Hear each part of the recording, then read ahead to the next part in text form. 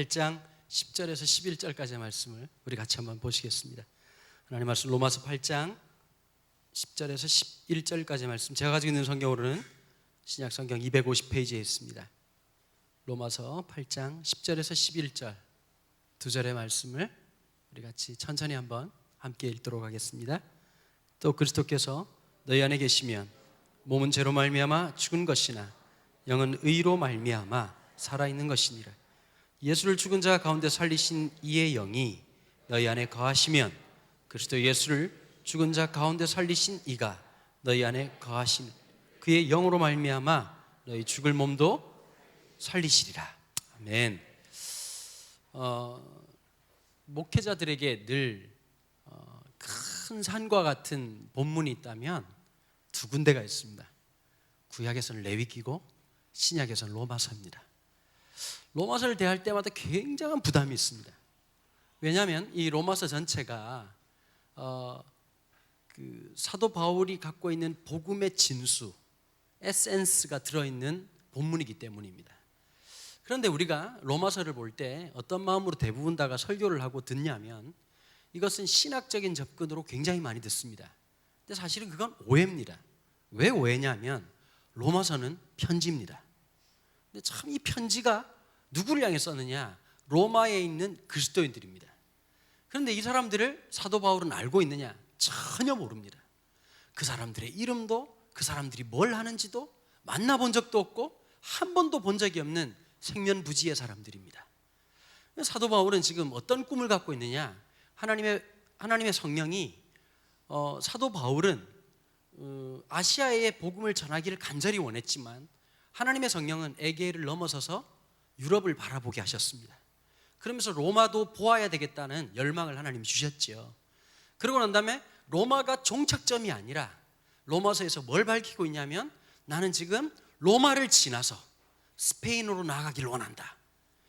내가 스페인으로 갈 텐데 내가 너네들을 만나고 싶다. 만나서 복음의 어떠함을 또 한 번 증명하고 너희를 복음으로 다시 온전케 세우는 일뿐만 아니라 나를 파송해달라. 부탁하고 있는 선교의 편지입니다. 그런데 이 당시에 있는 모든 이 율법적 이해 방식과 모든 것들을 제대로 알고 있어야 로마서 해석을 하기가 참 좋습니다. 요즘 이제 신학 전공하시는 분들이요, 박사님들이 싸움하는 걸 되게 좋아합니다. 말 한마디 가지고 굉장히 싸워요.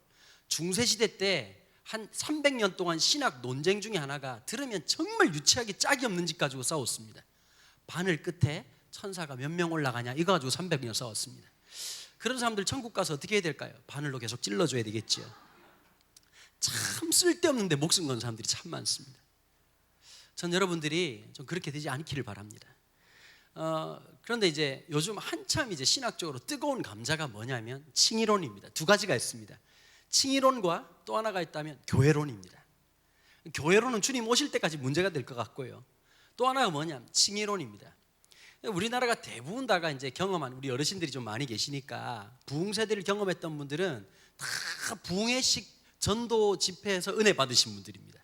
안 그런 분도 계시겠지만 어떠냐면 부흥회 때 한번 뭐 이렇게 흰 옷 입고 나타나신 목사님들 만나가지고 오늘 이 밤에 예수 믿기로 결단한 사람들 불 끄고 막 갑자기 뭐 천국 갈래 지옥 갈래 공갈 협박 속에서 뭐 하여튼 하나님 여러 가지의 수법과 여러 가지 기교를 통해 가지고 갑자기 막 천국 가야 되겠다는 생각으로 손을 번뜩번뜩 들고 오늘 이 시간 지옥 백성에서 천국 백성이 된 줄 믿습니다 이렇게 하고 막 갑자기 막 그 감동을 받았던 적이 있습니다. 여러분, 우리가 동전의 양면 같은 게 무엇이냐면 칭의라고 하는 것은 의롭다라고 칭해 주는 겁니다. 그럼 우리가 언제 의롭다고 칭해야 되느냐? 우리가 율법으로 몇 대째 예수를 믿는다고 칭의를 얻는 것이 아니라 내가 죄인이라는 사실을 하나님 앞에 인정하고 예수 그리스도의 십자가의 죽으심이 나를 향한 것이고 나를 위한 것임을 고백하기 시작할 때 그 믿음을 보고 의롭다고 하시는 거예요. 그런데 그 한 동전 한 면만 보면 안 되고 그 뒷면에 뭐가 있냐면 성화가 있습니다. 한국 교회는 앞면만 너무 많이 강조를 했습니다. 그러다 보니까 예배당에 물 관리가 안 됐던 겁니다. 여러분 잘 모르시겠지만 이게 굉장히 고급스러운 단어라서 잘 못 알아들으시는데 굉장히 고급 클럽에 들어가면 물 관리를 합니다. 나이가 많아도 안 되고 나이가 어려도 안 되고 얼굴이 이 상태로는 절대로 못 들어갑니다. 그걸 뭐 전문 용어로 물 관리다 이렇게 얘기를 하는데 하나님 나라에도 하나님이 원하시는 사람들이 있습니다. 여러분, 그래서 한국 교회에서 잘못된 구원관 때문에 생긴 이단이 있습니다. 구원파입니다. 박옥수수 목사 이런 사람들 있지 않습니까? 보면 뭐라가지고 지난번에 세월호 사건도 마찬가지고 그쪽에도 세 개파가 있는데 유병헌 씨 또 그렇고 이제 뭐 박옥수 목사하고 뭐 이렇게 쭉 나눠져 가지고 있는 사람들이 있는데, 이 사람들 이제 옛날 전도할 때 보면 굉장히 무식하게 전도했거든요. 꼭 예수 믿는 사람들은 전도를 합니다. 아니, 절에 있는 스님들한테 전도를 하든지 비구니들한테 전도를 하든지 아니면 절 몸빼 입고 다니시는 그런 보살님한테 전도를 하는 게 아니라 꼭 교회 다니는 사람들한테 질문합니다. 왜냐하면 이게 훨씬 쉽거든요. 교회 다니시는 분들이 뭐 신학이 깊이가 있는 듯 하지만 사실 별로 없거든요. 물어보는 거예요. 당신은 의인입니까? 죄인입니까? 그러면 이제 헷갈리는 거죠. 교회에서는 의인이라고 했는데 가만 사는 거 보니까 죄인이 걸랑. 그러니까 어떠냐니까 이제 배짱 큰 사람은 의인이라고 우기고 아닌 사람은 살짝 뭐 죄인인 것 같기도 하고 뭐 이렇게 얘기를 한단 말이에요. 그럼 정확하게 얘기를 해라. 그러면 당신 살아가는 거 죄 짓냐 안 짓냐 그러면 그렇게 따지면 다 죄인이죠. 죄인이다 그러면 성경 구절을 딱 펴는 거예요. 죄를 지은 자마다 하나님 앞에 합당치 아니하다. 지옥불이 형불이 정비됐다. 그런 말씀 딱 펼치니까 갑자기 논리가 없어지는 거죠. 그래서 이러는 거예요. 당신이 죄인이면 절대로 천국에 못 간다는 거예요. 그러면서 제3의 비밀을 가르쳐 주겠다는 거예요. 그 비밀이 뭐냐? 당신이 죄를 지었지만 예수님이 십자가에 죽으셨는데 논리가 독특해요. 영과 육을 원심분리게 해놓고 분리를 해요. 여러분 한번 물어볼게요. 영적인 것과 육적인 게 분리가 됩니까? 안 되지요. 그렇죠?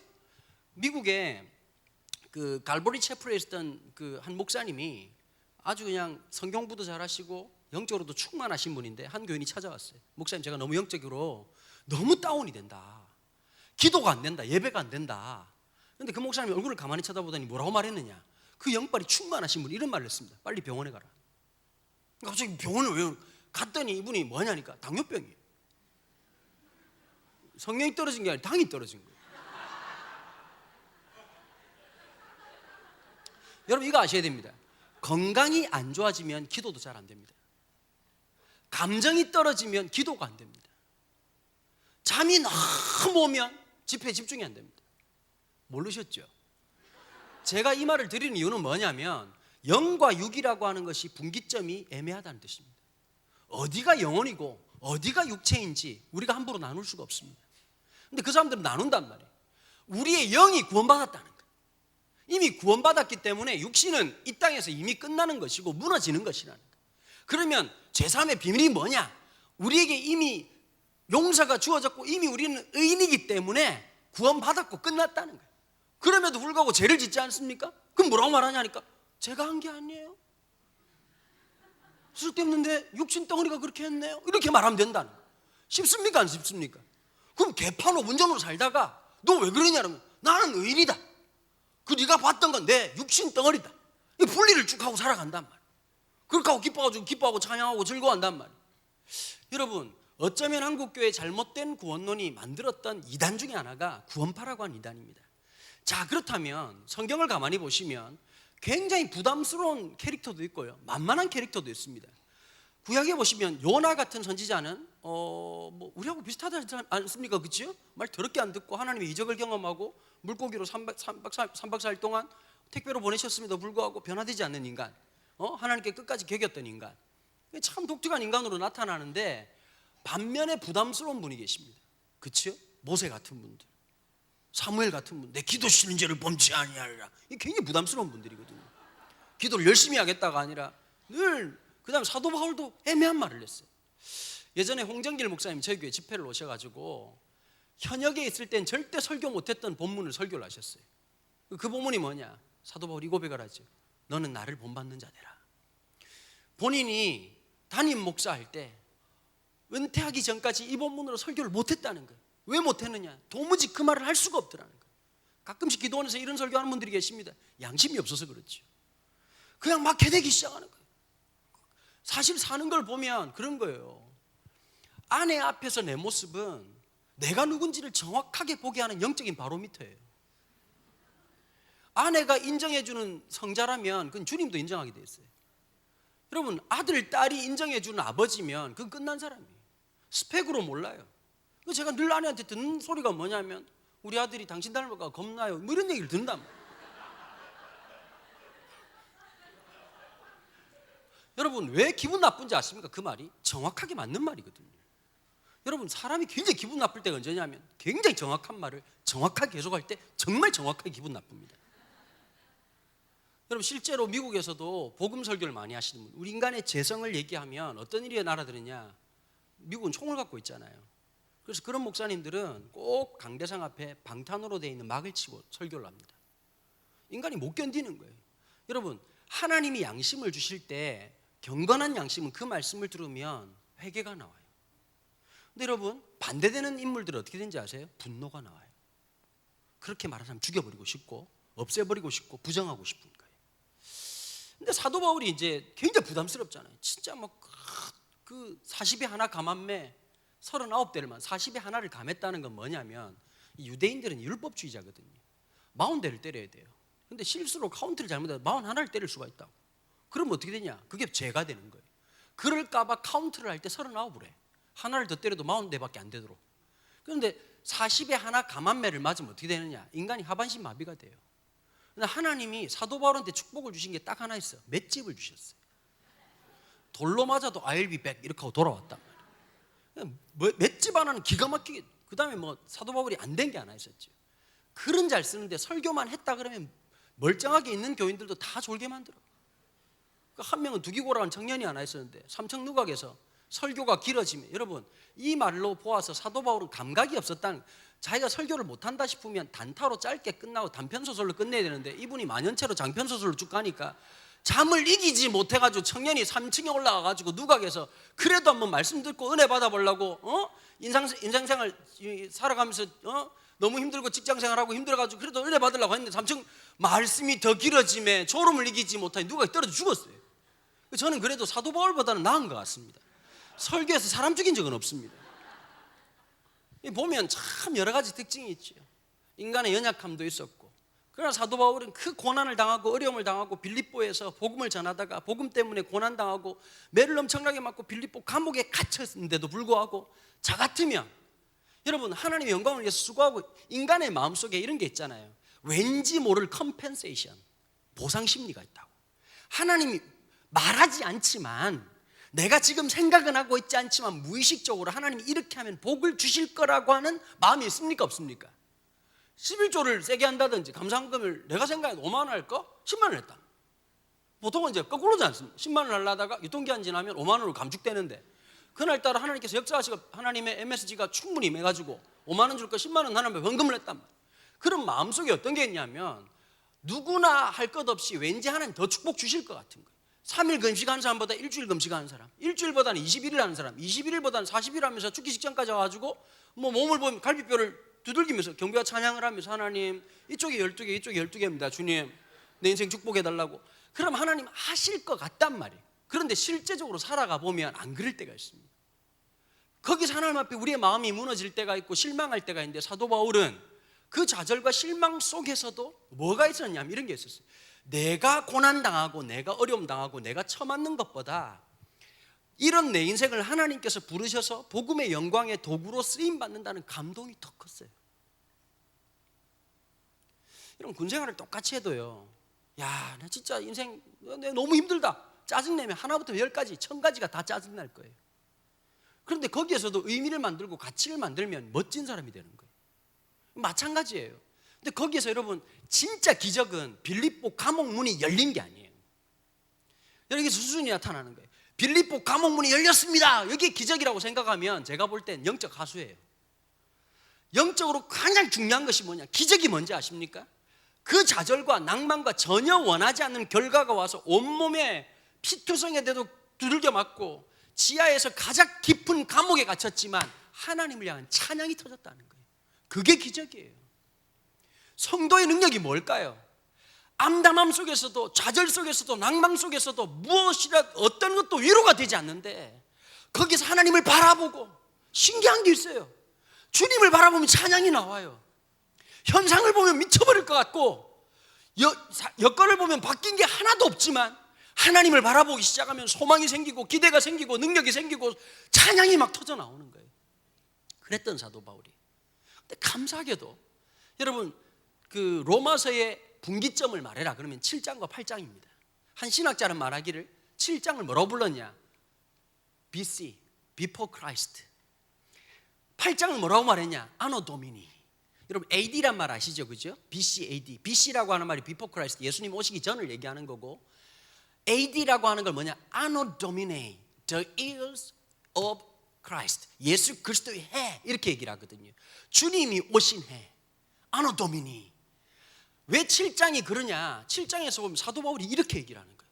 우리가 볼 때는 가장 정직하고 가장 영빨 충만하고 의지도 엄청난 이 사도 바울이 정직한 자기 고백을 해요. 내 마음속에 두 개의 법이 있다. 하나는 하나님의 법을 따르고자 하는 마음이 하나 있고, 하나는 내 마음대로 살고 싶은 욕망이 있다. 날마다 얘네들이 싸운다. 그런데 있지 않냐? 결론이 어떤지 아니? 결론이 똑같다. 날마다 내 안에서 육체를 따라가는 그 법이 이긴다. 오호라, 나는 공고한 사람이다. 나는 끝났다. 왜 난 안 될까? 왜 내가 하나님의 마음속에서 내 마음으로 하나님의 법을 섬기기를 원하고 내가 하나님을 기쁘시게 하기를 원하는데 나는 왜 날마다 육신의 법에 져서, 법으로 져서 무참하게 날마다 실패하고 좌절하고 넘어지는가? 오라, 나는 공고한 자로다. 이게 7장이에요. 그런데 8장에서 뭐가 시작되느냐? 찬송하리로다. 예수 그리스도의 오심을 고백하기 시작하는 거예요. 오늘 8장 10절에 보면 또 그리스도께서 너희 안에 계시면 몸은 죄로 말미암아 죽은 것이나 영은 의로 말미암아 살아난 것이라. 여러분 요걸 잘 보셔야 됩니다. 이 고백은 지금으로부터 2000년 전 고백입니다. 우리가 지금 현재 공부하고 있는, 목사님들이 대부분 다 공부하고 있는 신학은 16세기 인식론이라고 하는 안경으로 1세기를 보고 있습니다. 여러분 이게 맞을까요? 안 맞을까요? 16세기적 인식론을 가지고서 1세기를 해석한다, 이게 맞을까요? 안 맞을까요? 안 맞을 확률이 굉장히 높습니다. 이 톰 라이트 같은 분은 뭐라고 말을 하느냐? 세관점 학파라고 얘기하고 요즘 신학계에서, 우리 보수 신학계에서 굉장히 많이 공격을 당하시는 분인데요, 톰 라이트의 주장 중에서 제가 동의하는 것이 한 가지 있습니다. 뭐냐면 이런 거예요. 1세기적 상황에서의 이 성경의 전반적인 내용은 1세기적 이해와 문화적 이해를 가지고서 1세기를 해석할 때 이것이야말로 바른 해석이다, 이렇게 얘기를 하거든요. 자, 그렇다면 오늘 이 본문에 대해서 지금 사도 바울이 말하고 있는 핵심, 우리는 그리스도 예수 안에 있다, 따라서 결코 정죄함이 없다, 이 본문을 아까 말씀드린 구원파가 제일 많이 말하거든요. 우린 정죄함이 없다. 이 말의 뜻이 무엇인지를 잘 살펴봐야 됩니다. 이 설명은 이렇습니다. 사망에 이르도록 하나님 우리를 내두지 않으신다는 거예요. 예수 그리스도가 나의 주가 되시는 그 순간부터 우리의 몸을, 우리의 삶을 사망에 넘어가도록 내버려 두지 아니하신 하나님의 결정, 이제 너희는 너희의 실수나 실패가 사망으로 끝나도록 놓아두지 않으시는 하나님의 새로운 세상에 놓여졌다, 이 뜻입니다. 너희는 이제 예수 안에 있다. 바로 이것을 로이드 존즈가 뭐라고 말했냐? 믿음의 현재성, 이렇게 얘기한 거예요. 설명이 좀 어렵죠, 그죠? 대충 알아듣는 척 하시면 됩니다. 믿음이란 뭐냐? 우리가 갑자기 헷가닥한 게 아니에요. 저도 이런 게 있었거든요. 중학교 고등학교 때 성령 받아서 한번 막 180도로, 옛날 우리 항상 이런 거 좋아했잖아요. 오늘 이 밤에 하나님의 은혜를 받고서 180도로 변화되는 역사가, 공부할 줄 모르는 애들이 공부를 하기 시작하고 사명감이 생기고 살았던 삶이 무능하고 연약했던 인생이 180도로, 우리 한국 사람들 180도로 너무 좋아합니다. 근데 180도로 안 바뀌는 거예요. 분명히 기도할 때는 180도였습니다. 찬양할 때도 180도였는데 집에만 가면 180도를 한 번 더 돌아요. 토탈 360도인데 가만히 있어보자, 아까와 똑같은데, 이런 생각이 자꾸 들. 여러분, 성령이 우리 가운데 임하시면 우리가 180도로 팍 모든 것이 바뀌는 것이 아니라 우리의 죽을 몸이 하나님의 영광, 하나님의 손길이 함께 해주시는 거예요. 우리를 이끌어 주시고 역사하시고. 그래서 이걸 갖다가 캘빈이라는 사람이 알마니우스라고 하는 이 잘못된 신학을 가진 사람을 향해서 기독교 5대 신학적 가장 중요한 이슈를 얘기하는데, 그 중에 한 가지가 무엇이냐? 성도의 견인이라고 얘기했어요. 하나님의 성령이 우리 연약한 성도들을 이끌고 가신다. 하나님의 말씀으로. 이런 신기한 게 있어요. 예수가 내 안에 들어오시면 특징이 하나 있어요. 죄 짓는 게 불편해요. 막 입에 짝짝 들어붙진 않아. 옛날에는 그냥 막 이게 막 욕을 해도 막 감칠맛이 났다. 막 지가 욕하고도 와 기쁘다 이렇게 하면 기뻐했다. 뭐 이 아구가 기가 막히게 맞았어. 근데 예수 믿고 나면 성질 내고 찝찝한 거 아시죠? 내 마음대로 하고 예전엔 내 마음대로 하고 싶은 말 다 하고 나면 속이 시원하고 잠이 잘 왔는데, 예수를 믿고 나면 그거 다 하고 나면 이상한 반응이 나타나. 왠지 찝찝함이 더해. 참을걸. 그리고 교회 와서 애매하게 있다가 은혜를 받으면 은혜가 어떨 때는 기쁨이 될 때가 있는 반면 어떨 때가 있느냐, 은혜를 받으면 골이 아플 때가 있어요. 왜 그러냐면 이게 영적 아노미 현상이에요. 알아, 살아야 될 걸. 근데 못 살고 있는 내 안에 있는 끊임없는 거룩한 뭐가 일어나느냐? 저항이 일어나는 거예요. 여러분, 우리가 예수 그리스도를 만나기 전에는 있지도 않을 뿐도 아니라 꿈꿀 수도 없는 그 영광을 살아가기 시작하는 거예요. 여러분, 사람이 공부를 놓고 살면 공부를 해야 되겠다는 의식이 없어. 그런데 공부를 하기 시작하면 뭐가 있느냐? 여러분, 공부 안 하는 놈들은 꼭 이런 얘기 하거든요. 우리 엄마가 그러는데요, 제가 공부를 안 했었지 머리가 똑똑하다니, 이건 공부를 안 했다는 증거입니다. 공부를 하면 내 대가리가 돌대가리로 하는 사실을 발견합니다. 왜 그럴까? 외우면 뒤돌아오면 기억이 안 나거든. 하나를 외우면 모르는 게 10개가 있다는 진리를 발견해. 다 모를 때는 덤벼봐 새끼야 이렇게 하고 있는데 한 두세 개를 알고 나면 겁이 나요 이렇게 하면서 막 고민한다. 모를 때는 3번을 내리 찍어요. 알면 못 찍는다니까. 이 말을 못 알아듣는 분이 몇 분 계시는데, 지금 하나님의 성령이 있으면 우리 가운데 뭘 주시느냐? 갈등이 일어나요. 사도 바울이 얘기를 하는 거예요. 우리가 다른 신분적 존재가 아니다. 이 당시에는 신분제 사회였잖아요. 종이냐 자유인이냐 귀족이냐. 그렇다면 예수를 믿는다는 것이 새로운 종족, 새로운 클래스를 만드는 것이 아니라 우리는 무엇이냐? 전혀 다른 싸움을 하는 존재, 하나님의 백성 다음으로 살아가는 그 존재의 주도권이 누구였냐? 하나님이 절대로 너를 놓치지 않는다. 우리가 그런 상황과 그런 시츄에이션으로 갔다. 이 말을 갖다 이제 박영선 목사님이라는 분이 아주 독하게 설교하기로 유명하신 분이었는데요, 그 목사님이 뭐라고 말했느냐? 이게 성도의 어떠함이다. 이게 성도의 클래스다. 안 믿는 놈들 그냥 산다. 우리가 별반 다를 것 없이 보이지만 우리 안에 갈등이 있다. 이게 수준이다. 이게 하나님 백성의 수준이다. 이렇게 설명을 하셨습니다. 여러분, 8장 11절에 보면 죽은이라고 하는 말이 있는데, 이 죽은이라는 말에 대해서 존 스타트 목사는 뭐라고 말했느냐면, 죽을 운명, 즉 죽음을 당해야 하고 죽도록 예정되어 있고 죽음을 살아가고 있는 존재라는 거예요. 여러분, 우리는 태어나면서부터 뭘 사느냐? 죽음을 살고 있는 거예요. 여러분, 우리 연세가 드시니까 달라지시죠? 제가 예전에는 아침을 안 먹어도 상관없고 뭐 바나나를 먹어도 되고 빵을 먹어도 되고 아무 문제가 없었어요. 이게 40대 중반을 넘어서니까 한 끼를 거하게 먹지는 않았다. 그래도 사람이 먹는 어떤 밥 같은 밥, 고기 하나 있었으면 하는 어떤 작은 소망? 한 끼를 먹어도. 여러분, 연세가 드시면 잠이 줄어요. 잠이 주니까 어떻게 예민해진지 아세요? 수면의 질이 좋아야 돼. 그러니까 아무 데서 자는 것보다 익숙한 잠자리가 편한 거예요. 어른들 늘 하시는 말씀이 잠자리를 가려라, 끼니를 챙겨 먹어라. 20대가 이 말이 들리겠습니까? 안 들려요. 30대가 들릴까요? 안 들려요. 40대 이제 중반을 넘어서니까 이제 갑자기 어머니 하시는 말씀이 귀에 소록소록, 이래서 약을 처먹어야 되는구나. 믿음도 필요하지만 약물의 힘도 필요하다는 진리를 깨닫기 시작. 그걸 안 듣다가 이무현 씨가 입원을 하게 됐죠. 제가 말을 했어요. 약물을 먹어야 된다고, 운동을 해야 된다고. 쳐듣지 않다가 입원을 해가지고 전화가 왔어요. 딸랄랄랄랄라, 아들 랄랄랄라.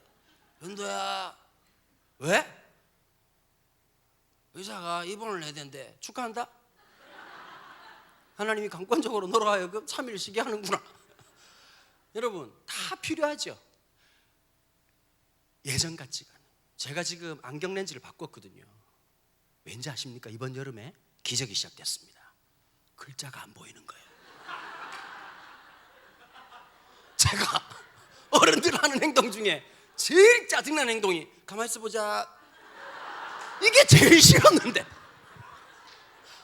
이번 여름에 내가 안 보여. 웃지 마!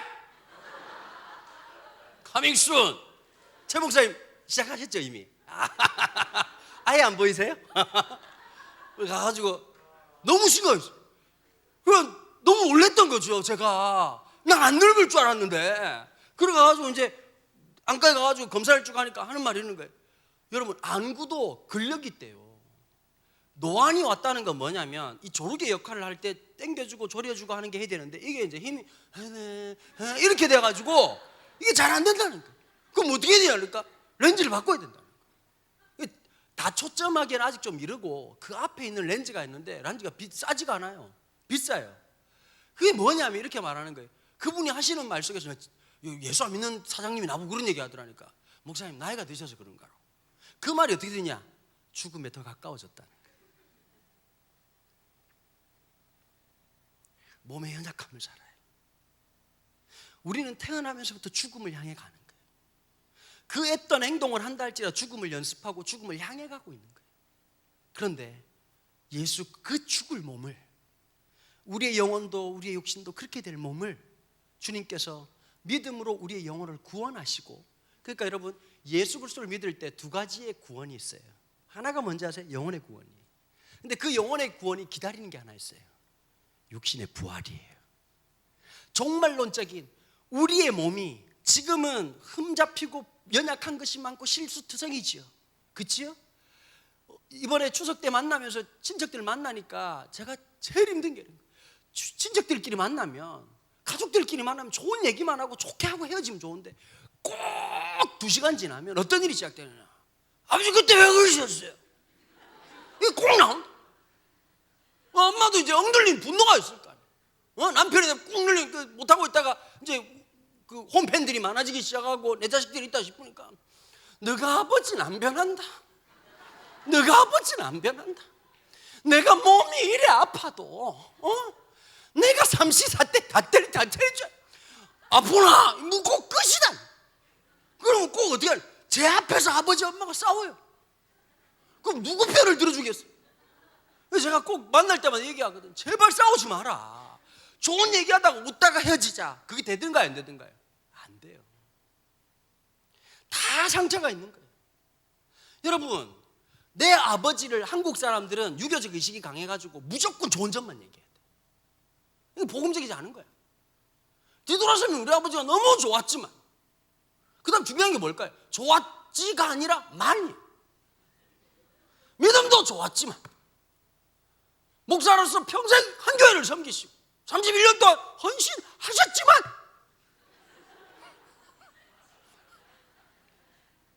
인간의 연약함이 있는 거예요. 맞아요 안 맞아요? 어떤 부분에 치명적인 약점이 있다. 다른 건 천사인데 어떤 부분엔 집착하는 게 있거든. 딴 건 모르겠는데 그냥 먹는 것만큼은 잘 먹어야 되는 사람이 있어요. 딴 건 모르겠는데 집 하나만큼은 반듯해야 되는 사람이 있어요. 딴 건 모르겠는데 내가 타는 차만큼은 완벽해야 돼. 딴 건 모르겠는데 내가 그냥 몸에 아무거나 걸칠 수 없는 존재라는 걸 느끼고 옷을 잘 입어야 돼. 사람마다 다 있단 말이에요. 연약함들이 다 있어요. 여러분, 교회 다니는 자매들이 세상에 제일 무섭거든요. 남편한테 바라보는 기준점으로 하면 구원받을 인간이 아무도 없어. 믿음 좋고 돈 잘 벌고 상냥하고 나한테 센스 있고 그 다음에 가정일을 다 도와주는 노비를 구하시는 게 빠릅니다. 없습니다. 그런 애가 있을까요 없을까요? 교회 다니는 엄마들이 무서워요. 목사님 저는 우리 애한테 진짜 바라는 게 없고요, 믿음 좋고 공부 좀 열심히 하고 자기 일 똑바로 하는 그런 애들은 창조리에는 없었습니다. 여러분 신기한 게 있죠. 공부 좀 잘하면 사회성이 없어요. 맞아요 안 맞아요? 없다니까. 공부를 잘하는데 사회성이 좋잖아요? 얼굴이 아파요. 이건 진리예요. 신기하다니까. 얼굴이 잘생긴 남편, 돈도 잘 벌어, 기가 막히죠? 좋지요? 바람을 핍니다.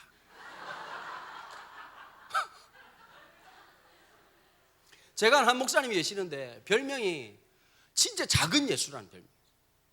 누가 봐도 너무 기도 열심히 하시고 하루에 막 설교 준비를 10시간씩 하시고 그러면서도 하나님 앞에서 진짜 겸손하게 살아가는데 설교만 들으면 교인들이 다 자. 사모님 뭐라고 말씀하시느냐 이렇게 말씀하시는 거예요. 아유, 우리 목사님 설교까지 잘했으면 얼마나 교만해졌겠냐고. 하나님이 구조적 결함을 주신 거라고. 다른 건 다 리콜이 되는데 이건 리콜이 안 된다고. 여러분, 인간은 모두 다가 흠이나 그래서 여러분 신기한 게 있어요. 우리의 몸은 아니다, 우리 아버지는, 나는 완벽한 존재다. 여러분, 아무리 아내 앞에서 사람들 앞에서 내가 그렇지 않은 존재라고 강조한들 사실은 아니거든요. 주님이 뭐라고 말하느냐?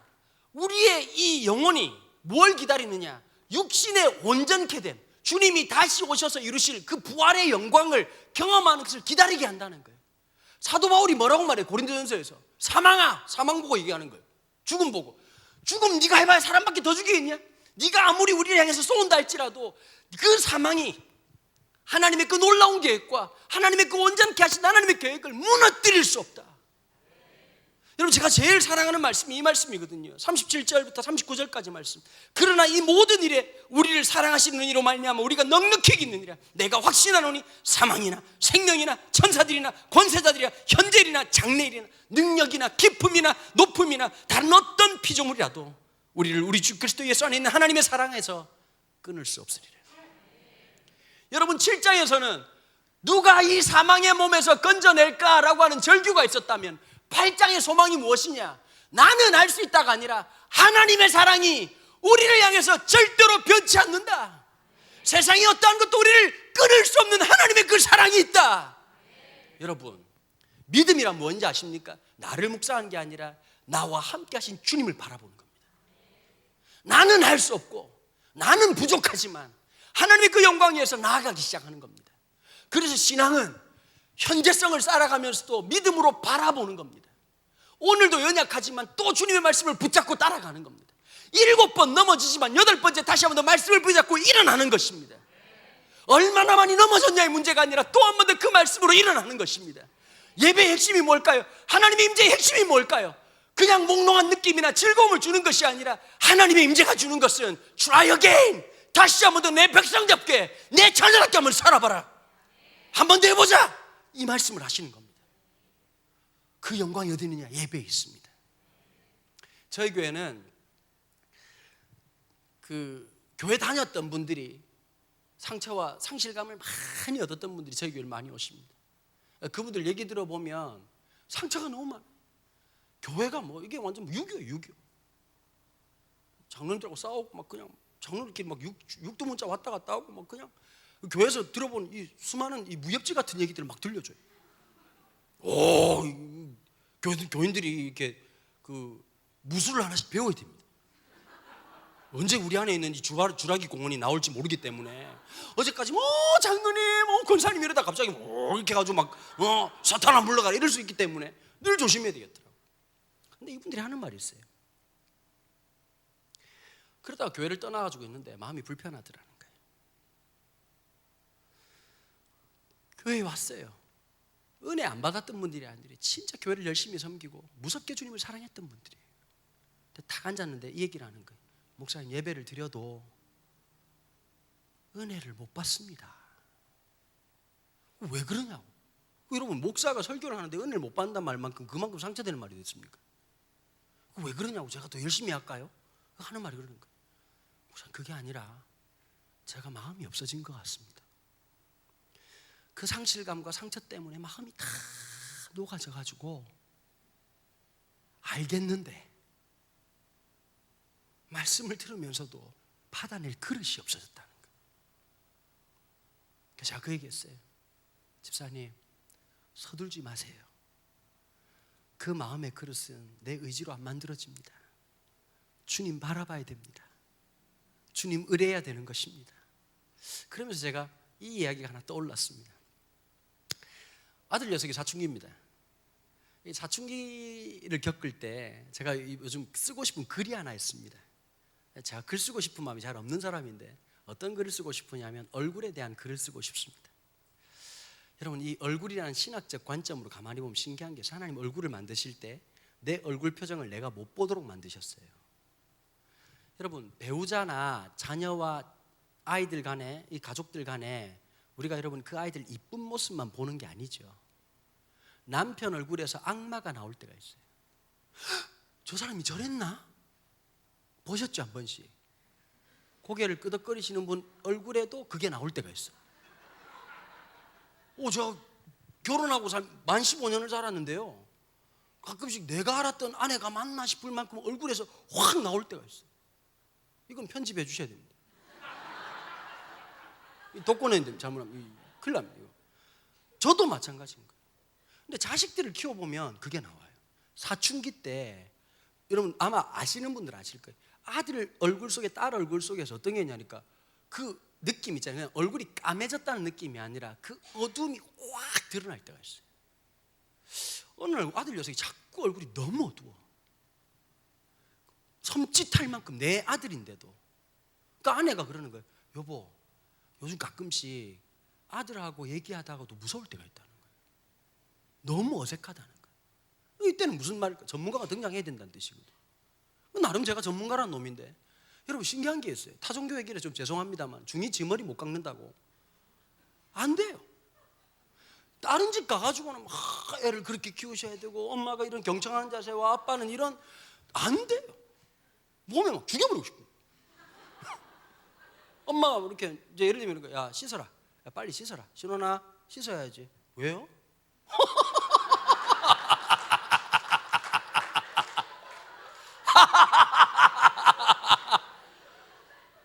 이 갑자기 이제 히브리어가 떠오르. 헤렘. 하나님 가나안을 물리칠 때 헤렘을 선포하는 게 뭐냐? 살아있는 모든 생명체를 죽여라 이 뜻이고요. 이 레위기 예배를 보면 꼭 그 제사를 드릴 때 제물 머리 위에다 손을 얹고 기도를 합니다. 죽여버리겠다는 의지죠. 진짜 마음에 그런 마음이 들 때가 있었어요. 근데 제가 자꾸 나도 모르게 야 이러지 마라 저러지 마라고 하니까 더 사이가 안 좋은 거예요. 하루는 마음을 털고 집 밖에 나와 얘기를 했어요. 야 너 요즘 왜 이렇게 짜증이 많냐? 어떤 게 짜증이 나니? 그랬더니 우리 아들 녀석이 기가 막힌 말로 하더라고요. 아빠 나도 모르겠는데 아침에 눈을 딱 뜨는데 해가 뜨는데 그게 짜증이 난다는 거예요. 사춘기의 특징이죠. 이유가 없어요. 엄마들 조심해야 될 게 하나 있어요. 엄마 너 이리 와봐. 너 진짜 엄마가 나 진짜 100번 말할 거 참고 얘기해. 너 한번 얘기해봐. 너 왜 짜증나? 걔가 왜 짜증나는지 모르고 짜증이 나는데 자꾸 짜증이 나는지 왜 나는지 물어보니까 더 짜증나는 거예요. 그래서 제가 말을 바꿨어요. 뭐라고 말했냐니까 네가 살아오면서 제일 행복했을 때가 언제냐 그랬더니 생각지도 않고 조금이라도 생각해보는 척하다가 아빠 잘 모르겠어요 이렇게 말하면 모르는데 언제가 제일 행복했냐니까 행복했던 적이 없다는 거야. 그럼 난 뭐야? 그만큼 처먹이고 철피고 내 돈 들여가지고 아주 그냥 갑자기 막 열이 한번 한 번 더 참아. 야 마른 오징어도 쥐어짜면 국물이 나온다는데 좀 기분이 나빠서 한번 쥐어짜봐라 그랬더니 하는 말이 그제서야 딱 한마디를 던졌어. 그 4월 달이요. 할아버지 실순 때 온 가족들이 전부 다 필리핀에 세부에 여행을 갔는데 거기서 물놀이 할 때 너무 행복했다. 제가 단순한 놈입니다. 그 얘기 듣고 비행기표를 바로 예매했습니다. 넉 장을. 그러면서 또 순간 논리적인 판단이 있었죠. 열흘이라고 하는 긴 휴가 때 가는 것은 죽음이다. 그 전주는 비수기다. 그 틈을 노려야 된다. 가격을 보니까요, 그 앞주의 가격과 요 열흘 동안의 휴가 동안의 가격이 3배 차이 나요. 그래서 이제 바로 표를 예매를 했어요. 그것도 대한항공을 아주 싸게 넉 장을 예매를 해가지고 갔습니다. 제가 이제 여름에도 잘 못 놀아주고 아내가 이제 짜증이 나는 거죠. 애들 막 지금 이제 사춘기고 막 그런데 남편은 날마다 집회원 또 돌아다니고 뭐 주일날 밤에 나갔다가 토요일날 밤에 들어오고 이러니까 막 들어와가지고 제가 여러분 이해가 안 되시겠지만 전 들어와서 뭘 하느냐 집에 들어와가지고 손빨래를 합니다. 혼자 앉아가지고 이렇게 속옷을 빨고 있는 내 모습을 볼 때마다 사람들이 이걸 내가 알까? 몇천 명 앞에 설교하고 있는 내 모습이 아니라 빨래하고 있는 내 모습을. 제가 아내한테 제일 서러울 때가 언제냐? 섬유유연제 많이 썼다고 욕 들을 때입니다. 저는 좀 냄새가 났으면 좋겠거든요. 아내가 하는 말이 당신 그 양이면 우리 집 한 달 빨래할 걸. 그래 저는 섬유유연제는 뭐냐면 넣었다는 느낌이 들 수 있도록 해야 될 거 아닙니까? 그렇죠? 이렇게 아주 옷을 꺼내는 순간 이런 느낌이 나도록 만들어야 된다고 생각을 하는 거예요. 참 서럽단 말이에요. 근데 제가 이제 아내한테 비행기표를 보여주면서 견뎌라. 이게 종말론 아닙니까? 그죠? 곧 온다. 그래서 이제 9월 달에 갔어요. 9월 마지막 주 주일날 집회 다 마치고 밤 비행기로 이제 간 거예요. 갔는데 제가 거기에 누가 있냐면 제가 아는 형님이 한 명 계시거든요. 호핑 가이드 하시는 형님이 하나 있는데 전화를 했어요. 내가 형님, 우리 애가 사춘기가 시작됐는데 세부가 그렇게 좋았답니다. 지난번에 도와주셨는데 형님, 내가 돈은 알아서 할 테니까 하여튼 얘가 물놀이 하는 거 중학교 남자애가 재밌게 놀 수 있는 가서 아빠 너무 행복해 할 수 있을 만큼 다 좀 준비를 해달라 그랬어요. 그러니까 알았다 그러더라고요. 그래서 이제 돈을 다 송금을 하고 다 했습니다. 아침에 딱 일어나니까 이제 배를 타고 이제 가는 거예요. 가가지고 이제 스노클링을 한 거죠. 얼마나 재밌습니까? 스노클링이. 그건 재미나거든요. 그냥 구명조끼 입고 이렇게 하다가 이제 그 다음에 점심 좀 먹이고 난 다음에 조금 더 깊은 데 가요. 그러더니 이제 그 다음 프로그램이 뭐였냐니까 내가 몰랐네? 체험 다이빙이란 거래요. 체험 다이빙이 뭐냐면 저는 이제 그냥 이렇게 대충 들어가지고 하는 건 그게 아니고 갑자기 이상한 그 수트를 입으라는 거예요. 그걸 입더니 허리에다가 납덩이를 차고 산소통을 울러매게 만들더니 물에 들어가라는 거예요. 근데 여러분, 제가 좀 쪽팔리는 고백인데요, 제가 고소공포증이 있습니다. 높은 데를 못 가요. 겁이 많아요. 제가 구조적으로 교만이 안 되는 사람, 못 올라가. 근데 이제 또 좀 부끄러운 게 이제 공황장애가 조금 있거든요. 아주 약간 공황장애가 있는데 이제 쓰고 들어가는데 문제가 뭐냐? 가족들이 가면 1번 타자는 무조건 아빠입니다. 이제 옷 벗고 이제 있으니까 이제 그동안 또 운동한 것도 있으니까 막 근육을 보면 누가 봐도 막 너무 잘할 것 같고 산소통 막 10개라도 짊어지고 와봐 이러고 거북이하고 막 헤엄치고 막 한번 까볼까 이러고 하고 이제 거북이하고 시합할 것 같은데 공황장애인데 여러분, 호흡하는 거는 누구나 하잖아요. 들어 마시고 내뱉고. 안 돼요. 딱 들어갔는데 어떤 느낌이냐? 앞이 깜깜해지고 가슴이 숨이 조여오면서 하나도 안 쉬어지는 거예요. 근데 수소인을 이제 가이드가 따라 들어가는데 이제 괜찮냐고 물어봐. 괜찮다면 이렇게 하는데 안 괜찮다 그러면 이런단 말이에요. 그 내가 괜찮냐고 이렇게 했더니 어디가 안 괜찮냐? 다 안 괜찮다. 이러고 이제 올라왔어. 아, 웃을 일이야. 해봐요 그거.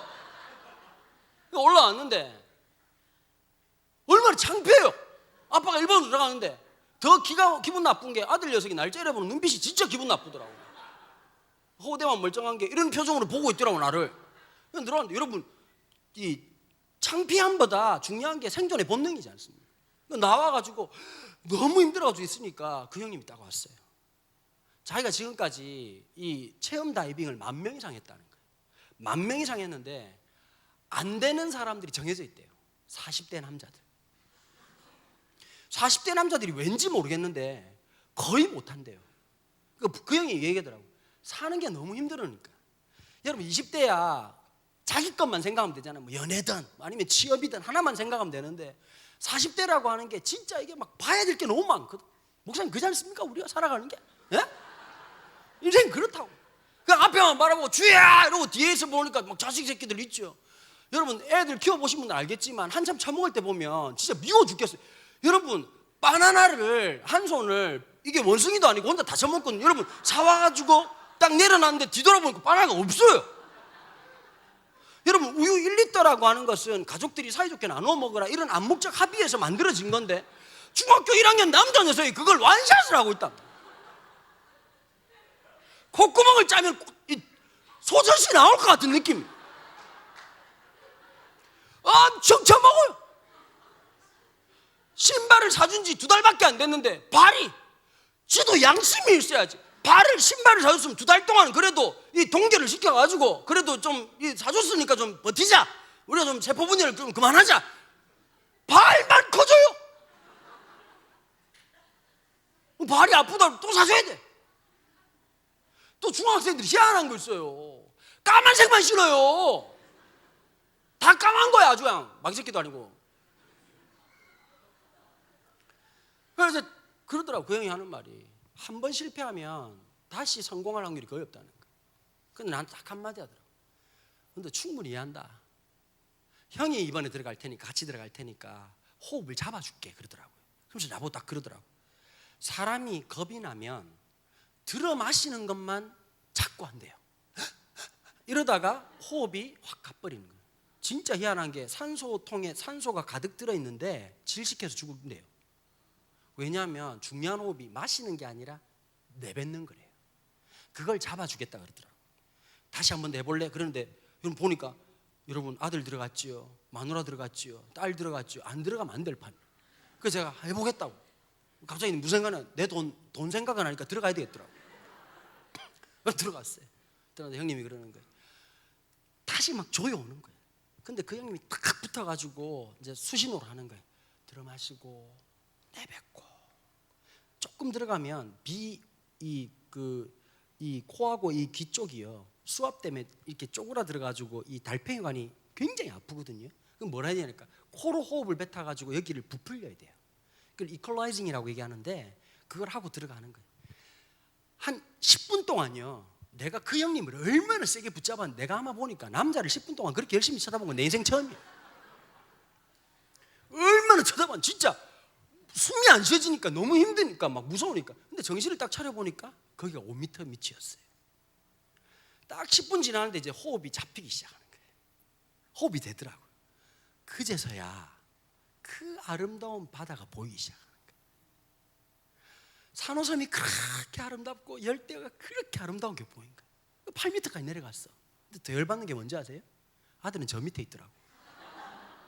아들 녀석은 첫 번 체험 다이빙에서 16m를 갔어요. 전 8m를 갔고. 근데 제가 나오고 난 다음에 이게 목사는 목사인가 봅니다. 이 생각이 들더라고요. 여러분, 우리가 생각할 땐 잘 살아질 것 같죠?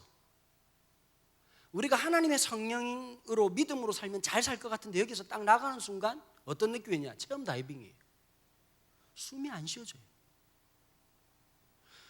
그때 제일 중요한 게 하나 있어요. 내 인생에 영원히 함께 한다고 약속하신 그 주님이 내 눈을 바라보고 그분이 하시는 사인대로 호흡을 다시 잡기 시작해야 살기 시작하는 거예요. 여러분, 혹시 호흡이 꼬이지 않으셨습니까? 여전히 산소통이 있고 하나님의 사랑이 있고 하나님의 언약이 있고 하나님의 역사가 있는데도 불구하고 내 인생이 꼬인 것처럼 느껴지지 않습니까? 아무것도 보이지 않고 죽어버릴 것 같고, 살고 있지만 생명을 살아가는 것이 아니라 죽음을 살아가고 있는 모습들. 그리스도인들에게 제일 위험한 게 뭘까요? 좌절입니다. 낭망입니다. 끝났구나. 근데 신기한 게 있어요. 그분이 나를 붙잡아 주시는 거예요. 환난이나 적신이나 위험이나 칼이나 그 어떠한 것도 끊을 수 없는 그리스도 예수 안에 있는 하나님의 그 사랑, 그분이 내 얼굴과 얼굴을 맛보고 호흡을 잡아주시고 걱정하지 말라고, 충분하다고, 괜찮다고, 살아갈 수 있다고, 내가 너와 함께 한다고 하시는 그 말씀을 따라서 호흡을 다시 가다듬기 시작하는 거예요. 여러분, 지금 어딘가 막히셨습니까? 어딘가 좌절이 일어나기 시작합니까? 책장으로 돌아가셨습니까? 난 안 되는가 보다. 내가 여기 왔지만 또 돌아가는 것이 두려운 분들 계실 겁니다. 또 내 일상에서 또 무너질 게 두려운 분들이 계실 겁니다. 여러분, 우리는 언젠가 이 예배가 끝나고 나면 각자의 삶의 자리로 다 돌아갑니다. 떠나갈 겁니다. 상황이 다릅니다. 가정의 구조가 다릅니다. 만나는 사람들이 다릅니다. 직업이 다릅니다. 다 다릅니다. 그러나 기억하십시오. 그 자리에 함께 하신 주님이 계시다는 사실을. 그 주님 때문에 다시 한 번 더 호흡을 붙잡고 또 한 번 더 살아가기 시작하는 것입니다. 11절 말씀입니다. 예수를 죽은 자 가운데 살리신 이의 영이 너희 안에 거하시면 그리스도 예수를 죽은 자 가운데 살리신 이가 너희 안에 거하시는 그의 영으로 말미암아 너희 죽을 몸도 살리시리라. 아멘. 여러분, 그 믿음으로 살아가는 겁니다. 다시 한 번 더 시작하는 겁니다. 내 영혼을 붙잡아 주시는 그 주님, 우리의 구원의 근거는 나의 어떠함이 아니라 어떠한 환경과 여건에도 변하지 않으신 그 하나님의 놀라운 사랑이 우리를 붙잡고 있음을 바라보는 겁니다. 제가 오늘 적용 찬송으로 찬송가 407장을 좀 같이 찬양했으면 하는 마음이 있었습니다. 혹시 키보드 좀 도와주시겠습니까? 제가 칠 수는 없고. 예.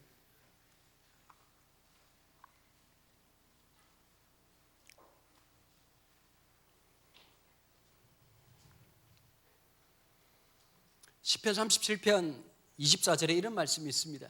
그는 넘어지나 아주 엎드러지지 아니함은 여호와께서 그의 손을 붙드심이로다. 여러분, 우리가 다른 게 하나 있습니다. 주님의 손이 우리를 떠나지 않습니다. 절망하지 마십시오. 믿음의 눈을 들면 보이시는 분이 계십니다. 또 주님 붙잡고 살아가는 겁니다.